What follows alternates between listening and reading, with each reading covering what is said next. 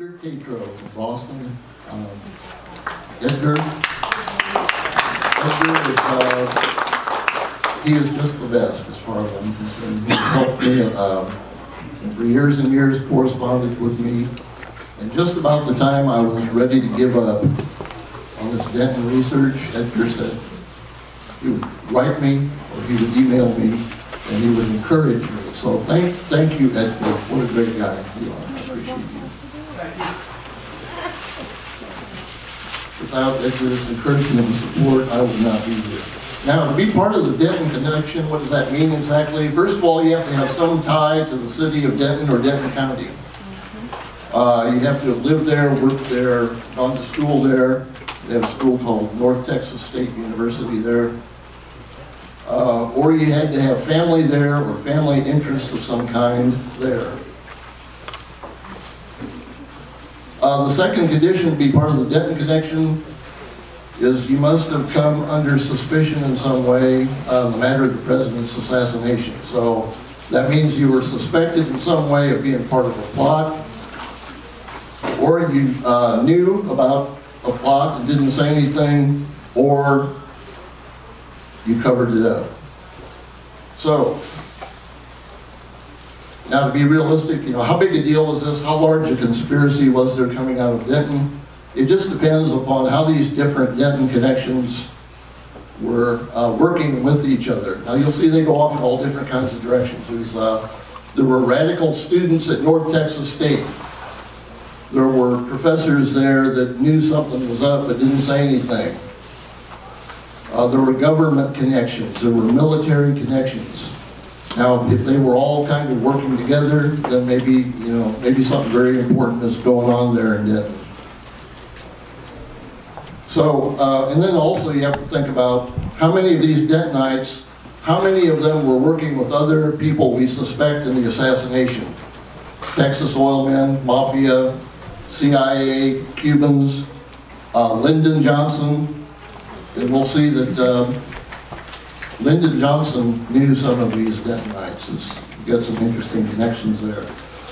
So you might call this a work in progress. It's still developing. I learn more about these Denton connections every day. Now, how many people are we talking about?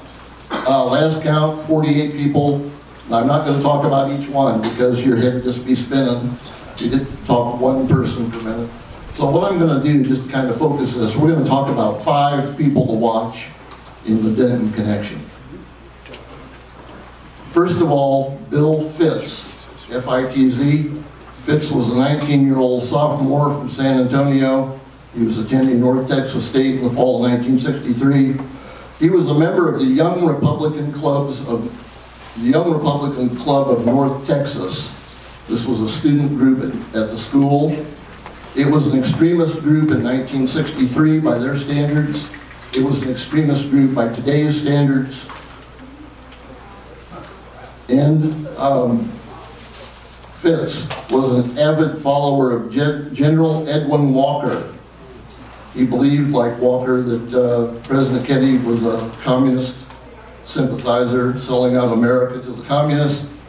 All the things Kennedy did to support peace. Remember, he was a peace president. The nuclear test ban treaty, Russian wheat deal, supported the UN. He hated all that. And he fully supported the ugly demonstration against Adlai Stevenson in October 1963. Do you remember that, when he was spat upon by those protesters here in Dallas? Fitz was in favor of that. In fact, the young man who was charged in that incident, his name was Robert Hatfield. He was a former member of these Young Republicans. Fitz knew Robert Hatfield. In fact, he showed up at Robert Hatfield's trial to say that, yes, Robert Hatfield spit upon the ambassador, and he did it on purpose, and it was a political statement. Now, Fitz said there were strong, ugly demonstrations planned by the Young Republicans for President Kennedy. He was overheard saying this: "We will drag the president's dick in the dirt." That was his quote. That was one of the more vile things I've ever heard spoken of about Kennedy in advance of his trip. very distasteful. And that quote drew the interest of the FBI. The FBI did come to see Fitz. Now, they didn't find any threat right away with Bill Fitz. So it looks like the demonstrations were canceled, but Jerry Rose, many of you know him and knew him. Jerry Rose said, well, maybe the group canceled its demonstration, but maybe they had something else planned. And that's something else, that's what we could think about. Now, in October 1963, Fitz and 3 of his young Republican friends went to General Walker's house on Turtle Creek for dinner to compare notes about what was wrong with America. We're going to talk about the UN Day, and then there was also the US Day, which was the day, US Day, I believe it's the day before the UN Day. So they were plotting a strategy about that. What else were they plotting a strategy about? You know, who knows? Lee Bowers had the best view of what happened behind the picket fence. He saw a young man about mid-20s dressed in a plaid suit or jacket. Did we ever find out who this young man was? Now, you'll have some candidates for that young man after this conference, because a lot of people are going to be talking about the young man behind the fence. Who was it? Now, I want you to think as a possibility that just maybe this was one of Bill Fitz's friends, one of the older friends in the Republican Club of North Texas. Fitz hated Kennedy. So did Fitz's friends. So maybe it's possible. Okay, Mike Boland. That's the second person I want to talk about. 1963, Mike was a sophomore from Amarillo, attending North Texas State. He was a young Republican. He was Bill Fitz's roommate at 1423 Panhandle in Denton. He went with Fitz to see General Walker in 1963 in October. So he was one of the ones that dined with Walker. Now, unlike the other young Republicans, Boland actually did something with his life after graduation. He stayed on at North Texas State to get an BA in business and an MBA. And a few years after that, he got on the ground floor of Arco Oil in Fort Worth. And in the next 25 years, Boland rose to the top of Arco. He became CEO of Arco Oil. And that was after starting out as a personnel specialist in Fort Worth. That would have been 1969. He started there. Now, a little bit about Arco. Before it was Arco, it was known as Richfield Oil. In 1962, Richfield Oil was livid with Bobby Kennedy, livid with Jack Kennedy. Why was that? The Justice Department had filed an antitrust suit against Richfield Oil. It said Richfield Oil was suppressing competition. They were colluding with a couple other oil companies. The Justice Department said that they had interlocking directors. The Richfield directors sat on the boards of these other companies that they were colluding with. Now, Richfield at the time, it was a relatively small, independent oil company. It was wanting to move up through the ranks of the oil companies. But there in its way was Bobby Kennedy's Justice Department. And they had gone back and cited some of this collusion with Richfield going back 25 years to 1937. So Richfield, from their perspective, they felt like they were being singled out. They were being treated unfairly. Kennedy was kicking them while they were down, you might say. The president dies in Dallas. In 1965, Richfield gets a call from Johnson's Justice Department. Richfield is now allowed to merge with Atlantic to form Arco. Now, the question I have for you is this. Do you think that Boland's youthful extremism, if it came up in his interview with Arco, did it hurt him or help him get a job there? In my mind, it helped him. I think it helped him. He could have said that even if he admitted that he went to Walker's house for supper, it helped him. From Arco's standpoint, here was a young man who supported free enterprise. and he was resisting the socialistic kind of planned economy that the Kennedy Justice Department was trying to put on Ridgefield. Now that's Ridgefield's view, not mine, obviously. I disagree. So, I don't think there's any doubt that that helped him, stand out from the crowd. Okay, doing a little Marco Rubio thing there. So I'm saying, if he went to his interview and he mentioned that he was a young Republican and he was a supporter of Walker, I think that just helped him get his foot in the door. And once he got in there, boy, did he go off like a rocket. I mean, he just went straight to the top of that company.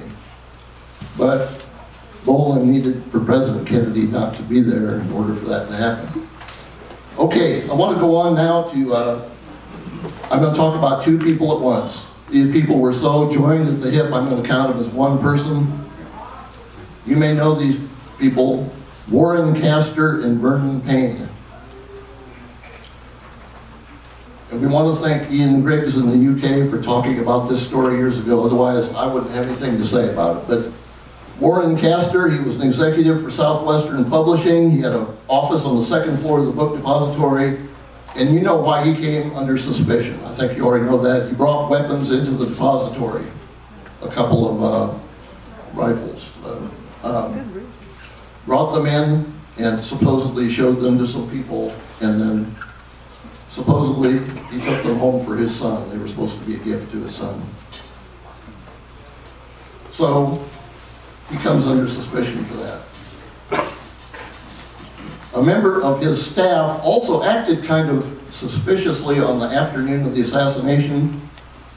People were trying to get into Castor's office and they were knocking on the door. There was an employee in there, but she was not answering the door. People have wondered for years why that was. And she could have been, of course, they have reason to believe it was a female. She could have, of course, just been upset by what she saw. But still, it struck a lot of people, a lot of researchers as being kind of fishy why that was happening. So he was absent on the day of the assassination, and his alibi was that he was having lunch in Denton with Vernon Payne, P-A-Y-N-E, a business professor at North Texas State. Now, there's nothing untoward about that, having lunch with a prof. There's a book rep sells books to the prof eats them for class, they go to the bookstore and they're on the shelf there. But the relationship between these two was very, very close. That's why I'm counting them as one person. Now, these two men met at New Mexico Highlands University in Las Vegas, New Mexico in the 40s. I have reason to believe Payne was the teacher, Castor was the student. They both had a passion for the field of business education. And after that, Castor taught high school in Las Vegas for a while. Continued to associate with Payne. By the early 50s, they were attending Christmas parties together, traveling to business education conferences together. At some point, Castor peels away to go to New Mexico State for graduate work. I don't know exactly which year. Now, suddenly, 1953, the Paynes and the Castors, both families moved to Denton the same summer. Now, Payne went on to be an all-star prof there in Denton at North Texas State. Castor continued to serve as his book rep. His office was in the depository building. Castor's wife was actually the real star. If you go to the newspaper archives and you put in Warren Castor, a lot of the articles that come up are about Mrs. Warren Castor. She was something of a socialite there. Warren Castor is not mentioned much. Sometimes he's just mentioned simply as the man who accompanied Mrs. Castor to Denton, kind of like that one line, maybe. Now, how close were the two families? Vernon Payne lived at 2316 Robinwood in Denton. Castor lived in a brand new house at 1207 Clover Lane. According to MapQuest, how close are they? 0.3 miles, or 1 minute by car. So in my mind, Payne starts to come under a little bit of suspicion now. He was a great prof, but he didn't do anything to call out these young Republicans. A lot of them were business majors, right? They were accounting majors, they were business administration majors. They behaved ugly, in a very ugly way. They were picketing Ed Stevenson. Payne's office was in the business administration building. The young Republicans in North Texas held their meetings there in room 154, so it would be kind of hard for him not to know about this. Okay, Castor. Castor was a book rep. He gave books to Payne. Castor then wouldn't know any of the students, right? I was wrong about that. What I found out about Castor, in the summers he would hold book fairs for students. Some of the new business ed teachers that were graduating, he wanted to be able to get some books to them, create a relationship with them. And something else you should know about Castor, his academic specialty was accounting, and he taught special classes on accounting during the summers. And a lot of the business administration people, a lot of the accounting majors wanted to take these classes to keep up on accounting. So you might say Castor was an adjunct professor at North Texas State. So it's very likely that Castor knew one of the most photographed people in Dealey Plaza on November 22nd. His name was Larry Florer. You may already know the name Florer, F-L-O-R-E-R. Florer was a 1962 graduate of North Texas State. He's seen in several photos wearing a plaid suit.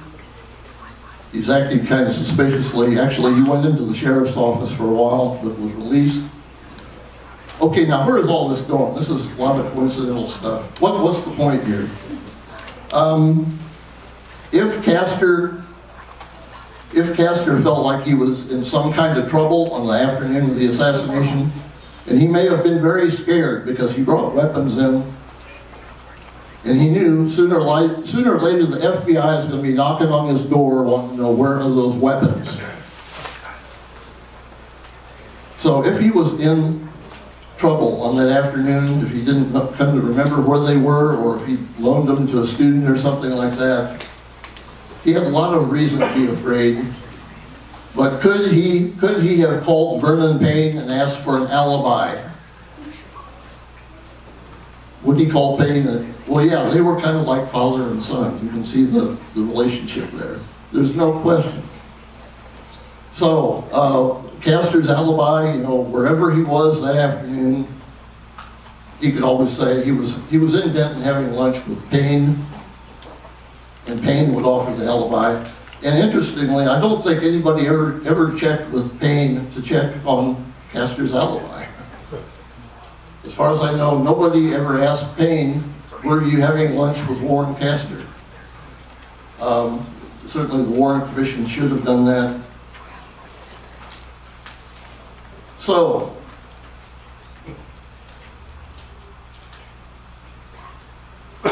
much is made about Lee being absent from work. Remember that? Lee was absent. Well, Warren Castor was absent from work too. Now, one more thing about Castor. Some of you will find this interesting. Lyndon Johnson knew the Castors. Lyndon Johnson knew them. Knew Castor's family, probably had phone conversations with them. In 1958, Johnson recommended Castor's son. I believe his name was William A. Castor. He was a senior at Denton High, and he was an alternate for the Naval Academy. So, Lyndon Johnson knew Castor well, and they say he ducked before the bullets started to fly. Did he know something? Most people say yes. Now, moving on. Here's two more people that are kind of, we're going to talk about them as one person. This is Ed Lansdale and Charles Cobble. These two men were joined at the hip, and they both had an interest in Denton, and I'll mention what it is shortly.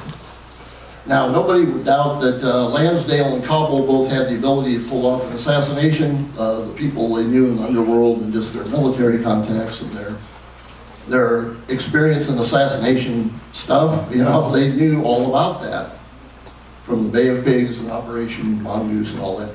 So, I don't really have to convince any of you that these two fellows could pull off an assassination. And of course, Lansdale was General Y in the Oliver Stone movie. And Fletcher Prouty says he was in Dallas on the 22nd, he was in a photograph there. Now some wonder if Lansdale really had the fire in his belly to plan an assassination. Well, he was being put out to pasture, sort of, by the CIA. He may have been angry at President Kennedy for not using him in some Vietnam plans that were coming up. But whatever fire Lansdale lacked, it was made up for by General Cobble. And you know who this person is, don't you? General Cobble, Deputy Director of the CIA. He was involved in the Bay of Pigs. He did not receive the air support he thought he was going to get from Kennedy, and then Kennedy turned around and fired him for not succeeding in that. So Cobble was hopping mad at Kennedy, got fired by him, and just about everybody knew that. Cobble was not shy about talking about that. And of course his brother was mayor of Dallas, Earl Cobble. And as you read in Jim Marr's book, Earl Cobble was in a position to loosen up the security around John F. Kennedy. Now, we have reason to believe that Lansdale had some interest in visiting Denton. Supposedly in the Lansdale archives in California, there's a slip of paper in there that has the Texas Hotel written on it. It has the words Denton on it, and it has a Denton phone number. It doesn't have a year, but John Newman and Gus Russo both believe that it kind of adds up that Lansdale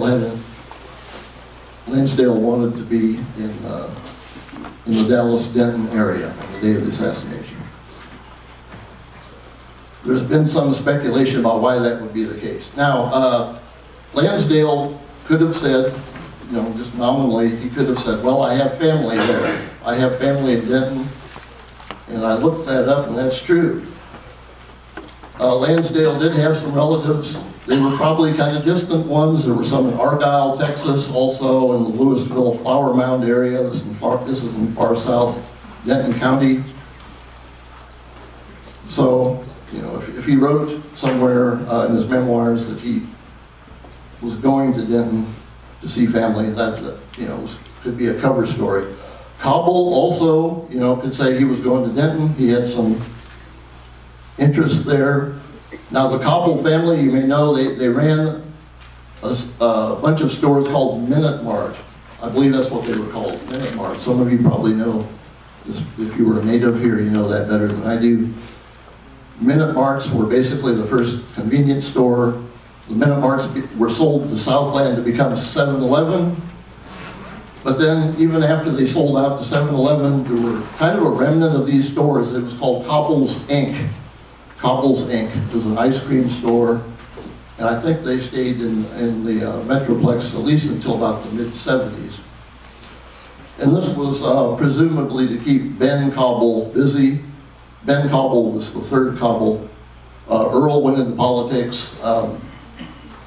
Charles was a military man. Ben kind of wanted to stay at home and run the family business. And after doing some research on that, the processing plant for Cobble's Inc. was in Justin, Texas. It's a small town in Denton County. So Cobble, too, could have said, well, I'm going back to the Dallas-Denton to see my brother Earl, to check on the family business, that sort of thing. Nominally, that's what they could have said. Now, was there anything more in Denton that would have been curious to these two men? This is what I think they were really interested in. There was a brand new civil defense operation in Denton. In late '63, it was not open for public view, but the operations were pretty much up to speed. This was a two-story underground facility. Set up as a facility to be a second White House in the event of a nuclear attack. It was one of a number of planned facilities like that, but there was room for 500 people in this facility on the day of the assassination. So if Lansdale or Kabul had any suspicion, and they probably did because they were military men, if they had any suspicion at all that nuclear missiles might be flying between the superpowers on that afternoon or in the days following, Denton was one of the safest places they could possibly be because of this facility. Now, could Denton defend itself in case of attack? Of course, it was built underground to be secure from an attack, but could Denton defend itself? Looking into that, there was a 90 missile base, a silo run by the U.S. Army on the north side of Denton, the same year, 1963. And this is where Hangin' Sam Williams, Hangin' Sam was a friend of Lansdale's. Hangin' Sam would have been a big help to Lansdale and Kabul to negotiate Denton because he was a Denton native. He was a Denton native. So he could help the two men kind of negotiate the town, and then also he knew a lot about the capabilities of the U.S. Army there guarding this base. The base there was rated one of the top in the nation. They were very good, and Hangin' Sam knew that. And we know that Lansdale was definitely stopping to see Hangin' Sam on his way through Texas, November 1963.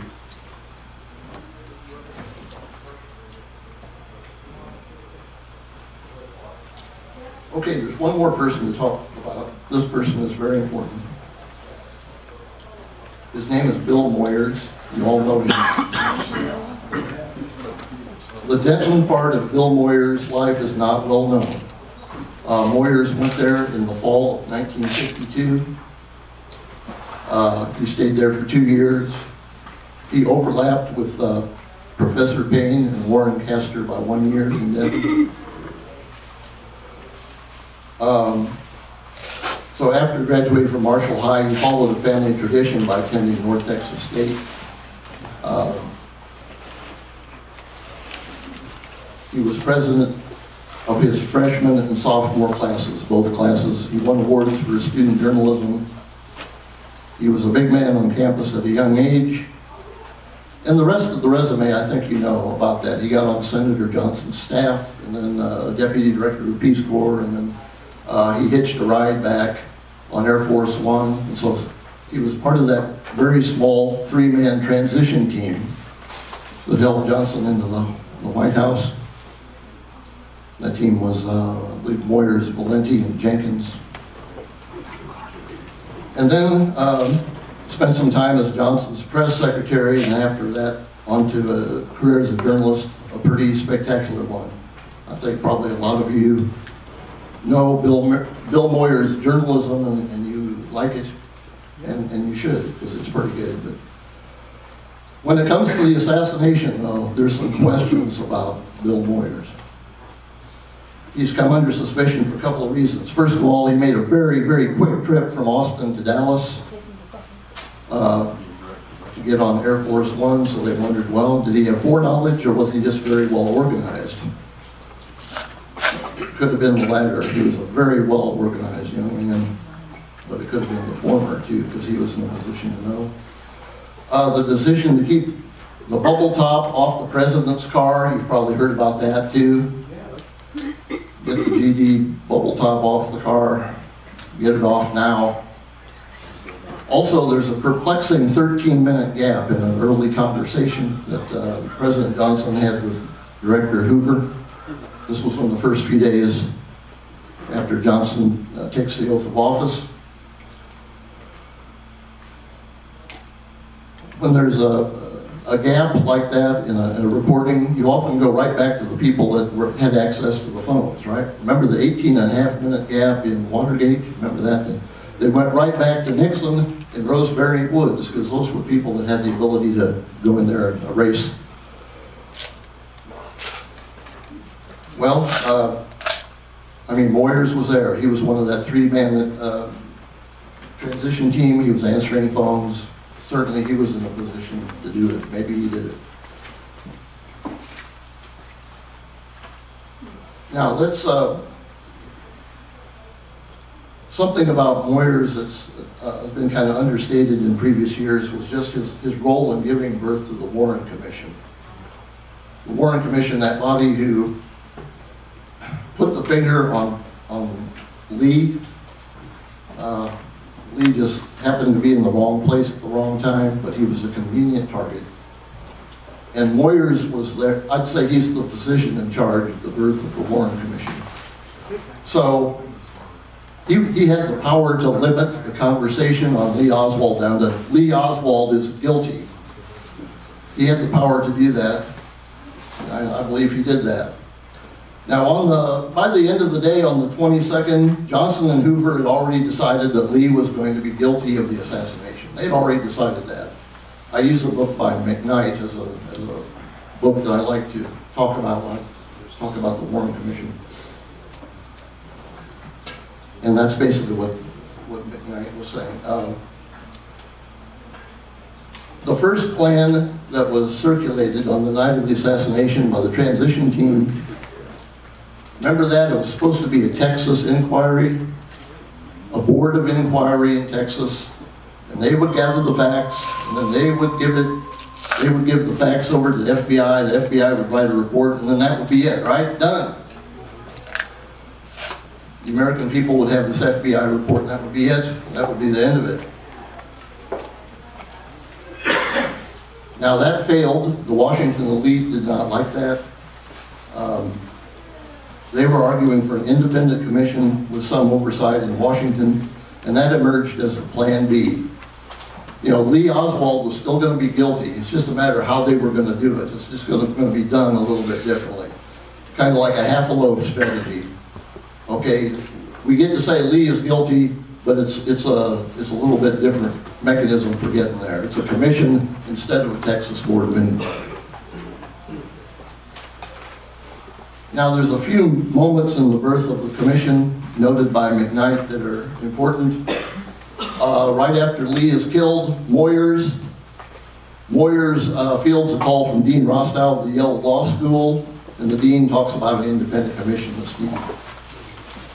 And they could not trust the Texas authorities to do it because Ruby had killed Lee, and the whole thing just seemed so fishy. They were not going to do anything like trusting Texas with an inquiry. Now, after that, there were a series of phone calls in rapid succession. This would be on the night of the day Lee died, between Moyers, Johnson, Hoover, Katzenbach. It's at this point that the idea of a commission is forming, an independent commission. Would be based in Washington. Now, another moment that's often overlooked, it's the phone call between Moyers and Joe Alsop of the Washington Post. This was on the morning of Monday, November 25th. I do not have a transcript of that, but I believe that Moyers is kind of absorbing the idea of a commission. At the same time, he's prepping Alsop on how to approach President Johnson about this. So, Alsop does speak with the president later in the day. The president is pushing back against the idea of a commission, because Johnson obviously wants no independent commission. Now, turning on the hard sell, Alsop said he's only talked to this, he's only spoken about this idea of a commission to two people, Dean Acheson and Bill Moyers. So these are both people that are very dear to Lyndon Johnson's heart on this day. The old Cold Warrior Acheson and this young man, Moyers, not yet 30 years old, but part of this transition team.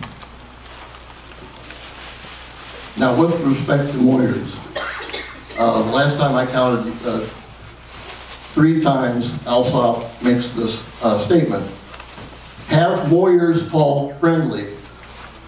have Moyers call friendly, have Moyers call friendly. And if you do that, the idea of a commission will have smooth sailing in Washington, D.C. You will hit a home run. Your administration will be off on the right foot. Now, we don't really know if Moyers made the call, but the executive order creating the commission would put the blame for the assassination upon Lee, who happened to be in the wrong place at the wrong time on November 22nd. What do we see in Denton? Kind of adding it all up. We see radical students that hated Kennedy. They met with a right-wing general that hated Kennedy. They plotted strategy for a U.S. day, and also what to do on the UN day, and probably talked about more than that.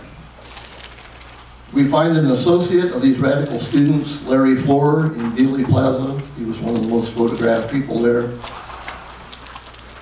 Florer was an accounting major. His adjunct instructor, Warren Castor, worked in the the school book depository. Castor worked there. He was on the second floor.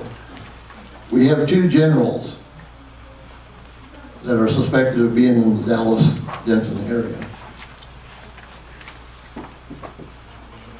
And we have a former Dentonite. He had the power to shape the conversation about Lee Oswald. He had the power, you know.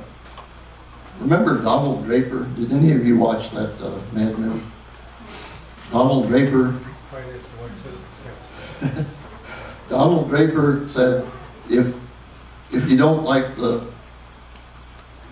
what's being said, change the conversation. Moyers had the power to do that, and that's what he did. So he was one of the most powerful people in Johnson's administration.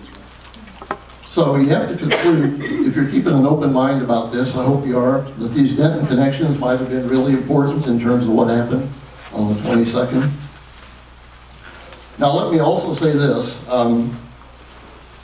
I don't want you to come away with the impression that everybody who ever lived in Denton had something to do with the assassination. That's not true. The great one, Jim Mars, you've all read his work. Jim Mars spent time in Denton. Coke Buchanan spent time in Denton. Judy Bonner. These are people that have Denton connections, but they're not under suspicion of anything except helping us to find the truth about what really happened. And let me say this, Denton is a lot different today than it was in 1963. 1963, the town, the orientation was very much that of the John Birch Society.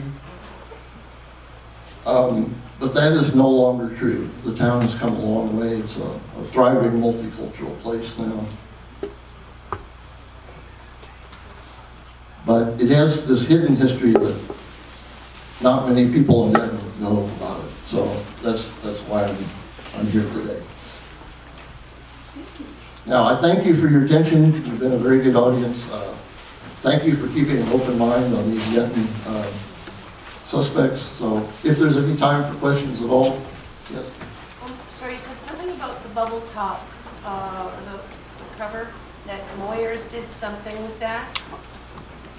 Yes, yeah, good point. I probably didn't explain it very well, but it was in Anthony Summers' book first, I believe, and then it was in Livingstone's book, High Treason.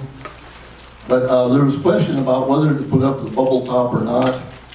And Moyers was working as an advanced person in Austin, and the story that was told was that Moyers from Austin called somebody in Dallas and said, you know, get the damn top off of get the damn bubble top off of the president's car. The story from whom? Who told us? So Moyers talked to his assistant, who then called Kennedy's people and kind of relayed that message. Get the top off of the car, because there was some question about that. What I had heard is that if they had kept the bubble top on, there probably would not have been an assassination, but Moyers was the one that said, you know, And there were probably other, Non-Kennedy, not Kennedy, because usually it's Kennedy supposedly wanted it off. So this is where Moyer's assistant is on record saying that no, Moyer said. Okay. yeah, we do have a couple of books that point to Moyers as being the one that. Okay, I just wanted to get that. Sure, yes, yeah, very good, good point. Point of clarification, in the National Archives, buried for years, there's a document from the House Select Committee on Assassinations.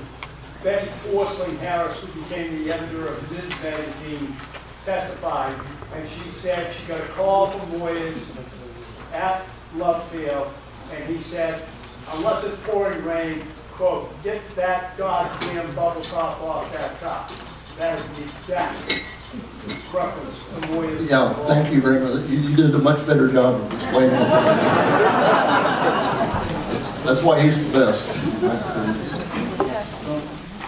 Whose idea was it to put Alan Dulles on the Warren Commission? That was probably a decision either by Johnson or Weeber speaking together on that, and of course they wanted him on there because they knew that the CIA assassination plots against Castro, all that would just be kind of shoved under the rug, and nobody would know about it. They wouldn't know about that until years later. Yes, Judy. Well,